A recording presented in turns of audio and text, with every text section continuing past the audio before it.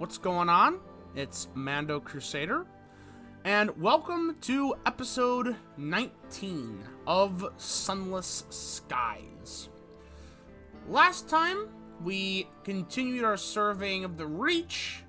We went from the Mosri Mausoleum to Woolbury, and then discovered the Royal Society, which is where we are at now. We got through exploring, I'd say, about half of the stuff the Royal Society has to offer in the last episode before I had to end it due to time constraints. So that's where we're going to be starting today. Additionally, I'm going to pull back up the chart. We are done with the Reach for now. After we're done here, I'm going to head back to London, then head back to the Reach, and we're going to begin. That may be where the episode ends, depending on how long all of this takes. But if it isn't where it ends, we're going to start the process of unlocking the gateway to Eleutheria, which is the next region, and it's going to be very important, and it's also my favorite region, so that's really exciting. Before we get into the rest of the Royal Society, though, I just want to mention that if you like this content, be sure to like and subscribe. It really helps the channel out. Additionally, comment in the comments any other games you'd like me to play. I take requests. And what do you think of the plan of going to Eleutheria next? Do you think we're ready? Let me know. Right, so the Royal Society. We finished everything in the Eyrie, and we are here at Nell's Tower. There's one thing that we need to do here, or we can do here, and that is observe the Clockwork Sun. London authorizes and encourages this use of the telescope. The Ministry has stamped permits for this particular usage up to the next century, the Bursar informs you. Let's see what it looks like. The state of the sun. The sun's rays wash over Albion from corner to corner, like a pale tide. Its light waxes and wanes, sometimes burnished gold, sometimes gray gold as a parliamentarian's beard. Looking closer, you can see activity on the sun. Sporadically, it turns, its terrible machinery spinning. Occasionally, it hits resistance and judders to a halt. Gain 1 terror. We can't look at any other stars until we get a Ministry stamp permit, which we're going to need a lot of those. And considering that we're not doing work for the company in the Reach due to our character being a revolutionary and all, those are going to be relatively hard to get. So we're gonna have to find a way to get some of those. Right. The next area is the Rochester Club. A cozy country house bolted onto the side of the Society's glass houses and overgrown lawns. This is the meeting place of the infamous Rochester Racing Club. The clubhouse. Brandy glasses gleam on the shelves. Polished brass fixtures abound. A fire roars in the hearth. Members sit in comfortable armchairs comparing war stories. Parts salvaged from broken trains adorn the walls. We can drop off the driver for a secondment, but considering he's one of our active officers, we are not going to do that. Inquire into joining the Rochester Club. You are, after all, a captain of the skies. Proving yourself. The dismal debutante curls her lip. The boisterous harridan cackles. The current Lord Rochester laughs gamely before abruptly stopping. Oh, you are serious. He coughs to conceal his embarrassment. Well, should you really wish to join our merry company, you'll have to prove yourself a proper racer.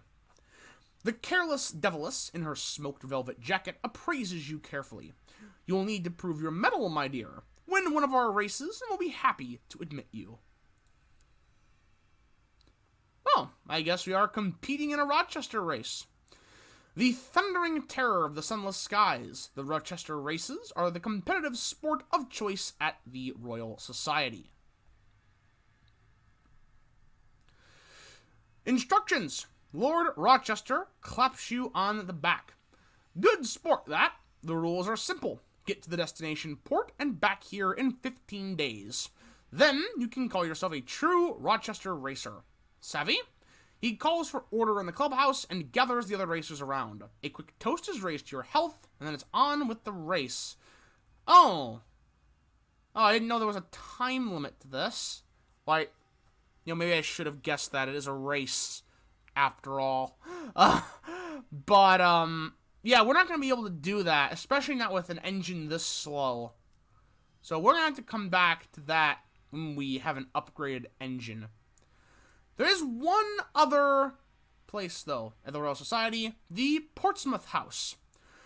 The workshops under the Eyrie are known collectively as Portsmouth House. The glass and brick factories are staffed by harassed inventors and engineers, working consistently to produce the next advancement in adventuring equipment. The Portsmouth Arsenal. Smoke and soot, glass and steel.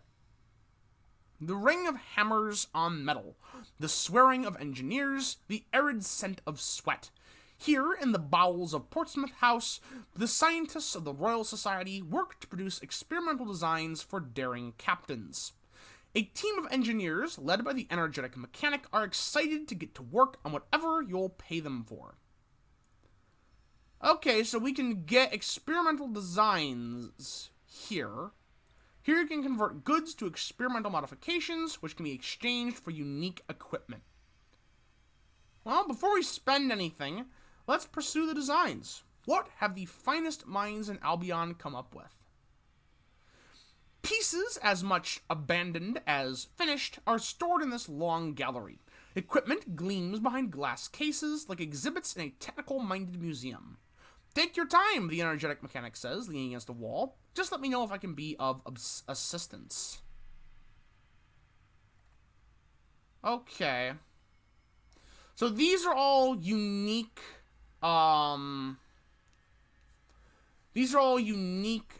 components we can get for our engine.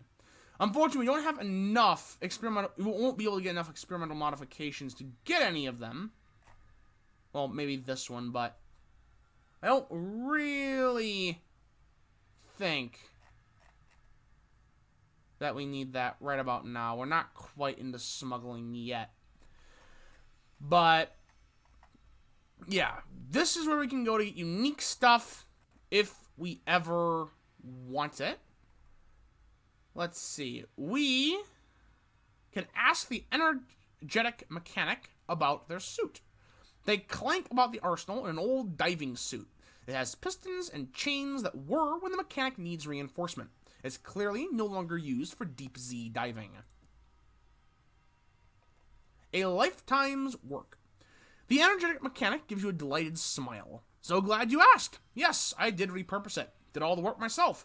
It keeps me warm in the cold and cool when things are a little too warm. Closer examination reveals tiny sigils of fire and ice scintillating across the diving suit's surface. For a moment, their tone is rueful. It cost me nearly everything to create. I wasn't sure it would be worth it. But the places I've been able to go, to see. I can travel the wastes where all the stars are dead, or explore the eye of the storm that speaks. Sounds pretty cool, to be honest. You also have the workshops.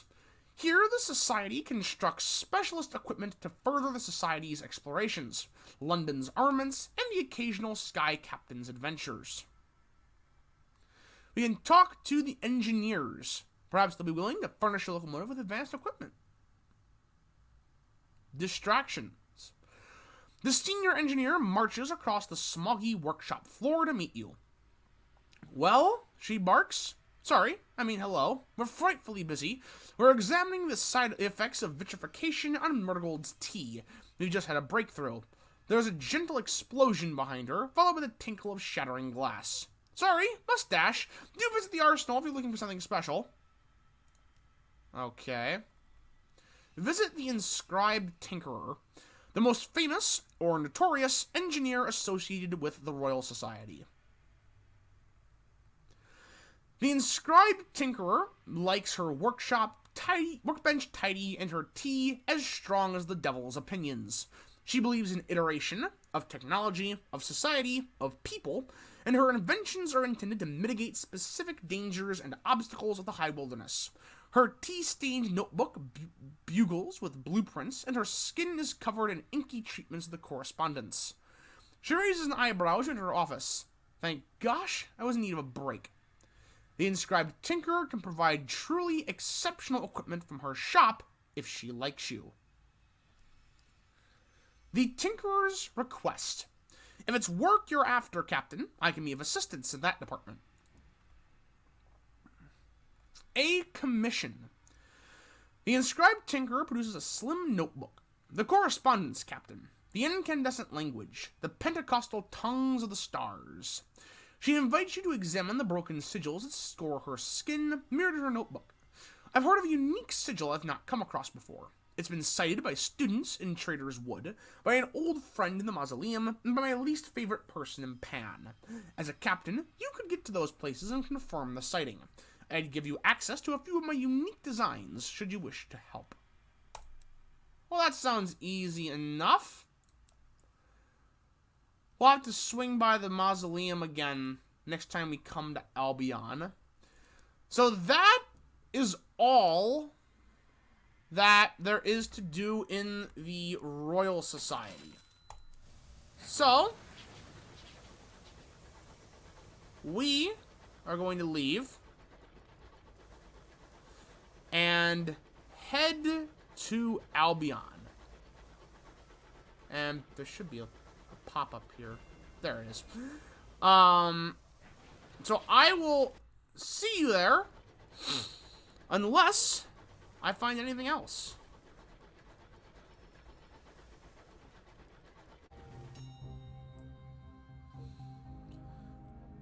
Oh.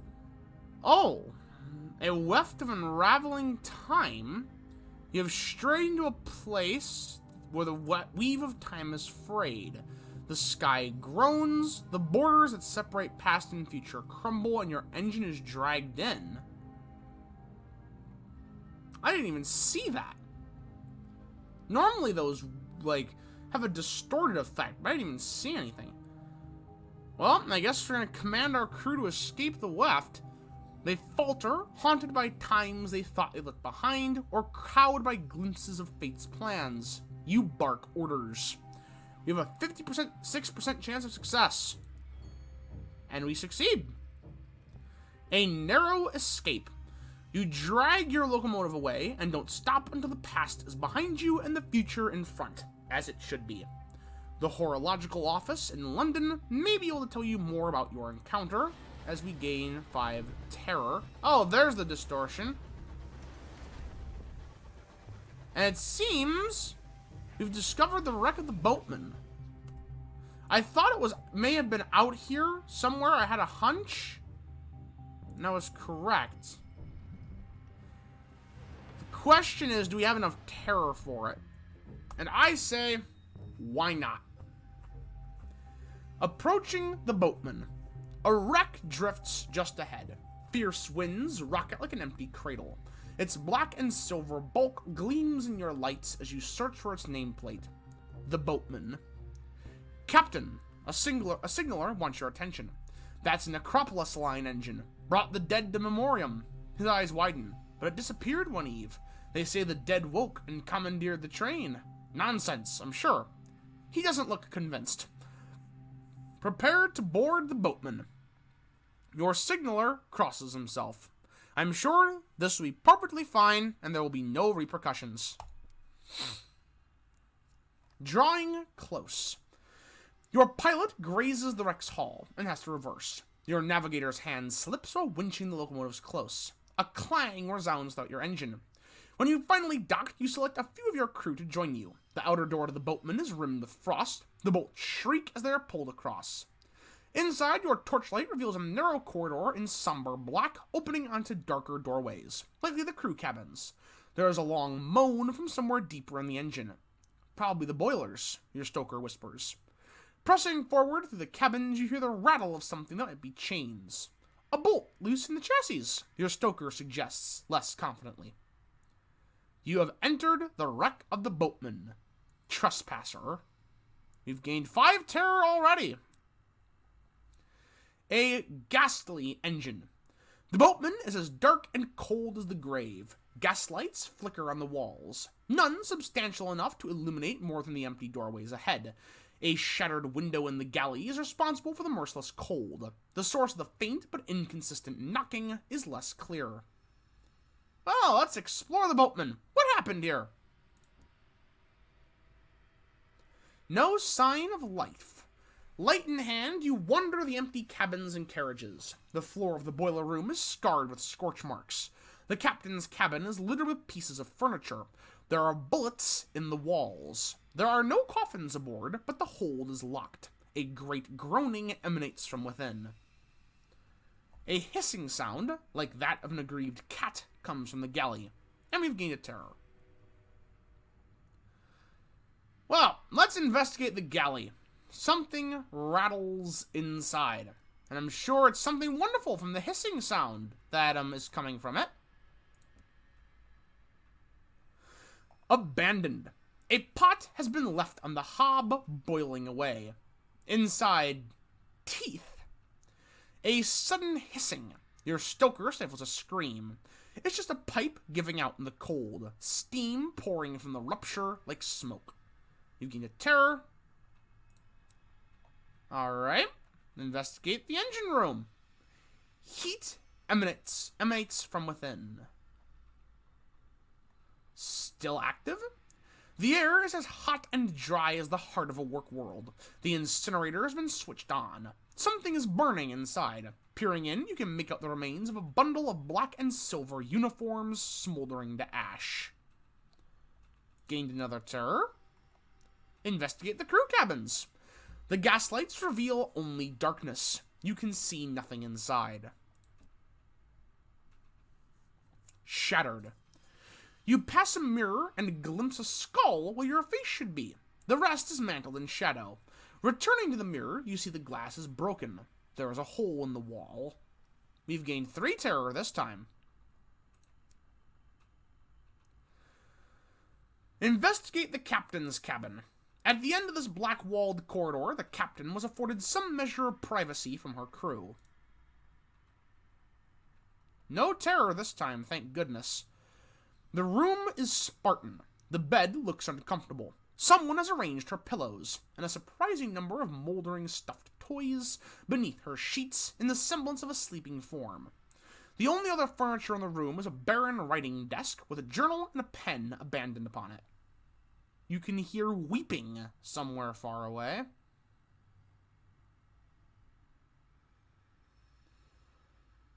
Let's see. Well, we can't breach the hold because we don't have enough tales of terror. We can read the captain's log. 27% chance of success. Our terror is pretty high. I don't think I want to do that. We'll have to come back. Flee. This is an unhallowed engine. Away! Your crew do not need to be told twice. Back through the freezing carriages, back past the shattered window and the empty cabins, back through the creaking door, and away into the heat and light of your own engine. Ow. This is something that we'll have to do later, once we have more Tales of Terror. If I don't come back... I guess we're going that way. If I don't come back to that, yell at me as loud as you can in the comments. And I will, okay? I just don't want to forget. But anyway, it is off to London. I'm not engaging with that Star-Maddened Explorer because we have no hull. So we are going to just head to London and be done with it. I will see you there.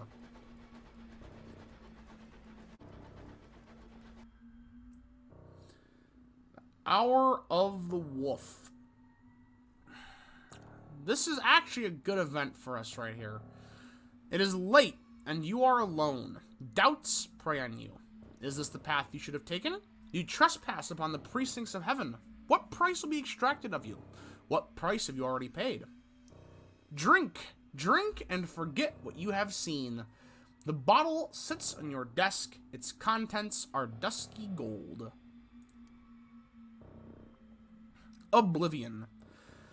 When you wake, the bottle is empty and your memory is less complete. Someone is knocking at your cabin door. You are needed on the bridge. You take the necessary time to compose yourself. Better the crew, not sea. Eventually, this event will cause us to gain nightmares if we drink. But for now, in the early game, it's a decent way to get terror down. And considering we're most of the way to London, they'll probably let us make it there, which is good.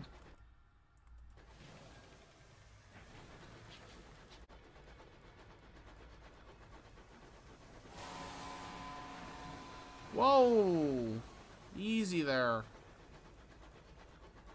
I want no trouble. You're gonna follow me, aren't you? Yep. Well, hopefully it doesn't kill me.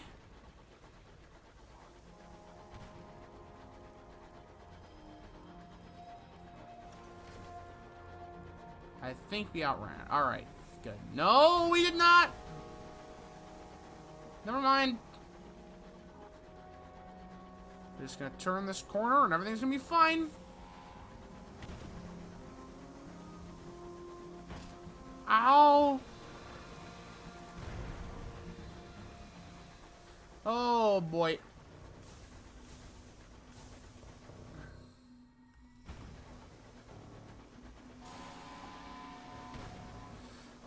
Okay, that may be what we need to do to escape right there.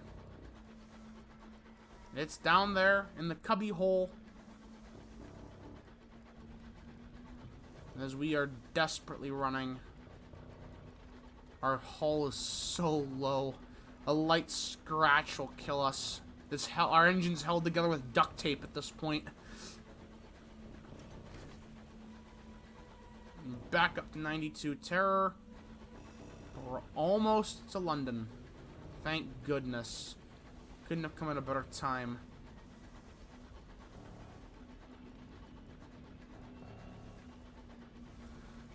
As we pass by or near the throne of ours. Sorry for the constant map switching. I just want to make sure I'm going down the right path here, which I almost didn't do.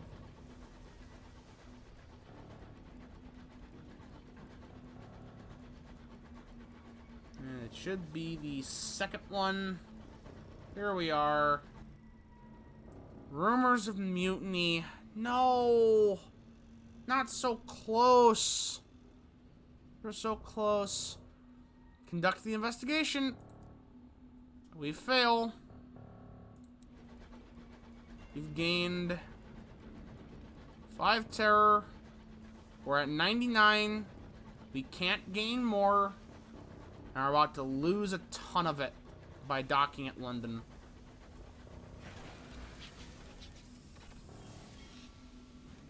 There we go. Back down to 74. That's not enough. We need to go on a recruitment mission. Fail, gain 3 crew. That's fine. We also need to repair our locomotive for 72. As well as turn in all of our port reports. This should give us a little bit of money. 500 sovereigns. And we're going to trade, though, our recently gathered bookkeeper's trust, which we got from turning in our port reports. No, bookkeeper's gratitude. Gratitude with a new street line. I am capable of English speech, I swear. We're going to trade in the gratitude to win the bookkeeper's trust. What is this mysterious further work he once alluded to? Have you been useful enough yet that he trusts you? Moving up the chain. He considers you for a minute, tapping his pen on the desk. Then he nods. He communicates that he works for the New Street Line, an organization that arranges for work-world escapees to be smuggled to safety. If necessary, the line finds them new lives and new names. The authorities do not approve. If you want to help, you'll need to meet his patron. He gives you a yellowing train ticket and shows you an address. It belongs to a fierce philanthropist, co-owner of the Steam and Sapphire Company. We have a ticket to the New Street line, and request a meeting with the fierce philanthropist. The bookkeeper will arrange an appointment for you. You call at the fierce philanthropist's tall, stately house. Her secretary is a slight man with a drooping lip. He jumps up when you present your ticket and ushers you into his employer's study. She sits tall in her chair, a sherry bottle to one side, her papers to the other. She pours you a glass. Please, have a seat. Her voice has a hint of Midlands melancholy. Inquire into the New Street Line's secretive work.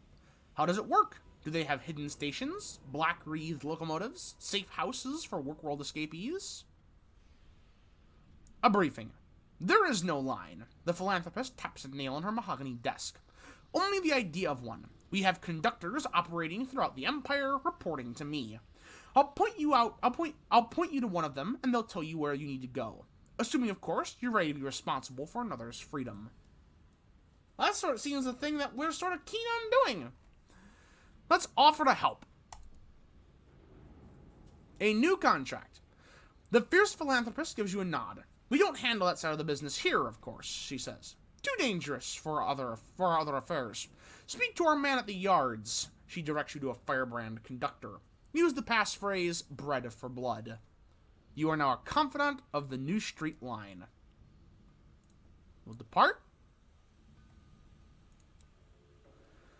And then we visit the firebrand conductor. He meets you in a smoky station pub. The conductor is an itchy-fingered, studious young man, blazing with revolutionary zeal inside his oversized scarf. We'll free them one by one if we have to. It's a good job the clientele is raucous and utterly uninterested in your conversation. Inquire about the work. What happens in the work worlds, and how does the New Street Line work against it? Well, we already saw that at Brazabon, but we can hear what he has to say, I suppose. Bread without circuses. Everyone deserves the right to their own hours, to live them at the pace God intended. But on the work worlds, a pauper spends a month of their life to ensure an hour of rich man's luxury. The firebrand conductor spits onto the floor. Those who escape from the work worlds are hunted. Our patron, arranges passage for as many as she can. We look for opportunities. Empty cargo trains, drunken captains who won't notice a few extra hands on board their trains. Agree to smuggle a passenger. There's space on your train for some unfortunate soul. A poor soul in need of saving. The firebrand conductor flips to his notebook. The lady makes the arrangements through her network. Let's see. Yes, pick up from here, deliver there, come back to me, and I'm sure I'll have another who needs your help. His mouth tightens. There's always more. We need to pick up a passenger from Eagle's Empyrean and deliver them to Port Prosper. So that gives us even more incentive to head to the Reach. Which is, no, not the Reach, Eleutheria, because that's where Eagle's Empyrean is. So, that is where we're going to leave it off for this episode. We came back to London, we discovered the Boatman. I need to remember to come back and do that. But next episode, we're going to start making progress towards getting to Eleutheria. That's going to be very, very important for us. And that's going to be really fun. Because like I said at the beginning, it's my favorite region of the game. So, thank you all for watching. If you like this video, remember, please leave a like and subscribe. It really helps the channel out. Also, remember to comment any games you want me to play. I take requests. Thank you for watching, and have a good one.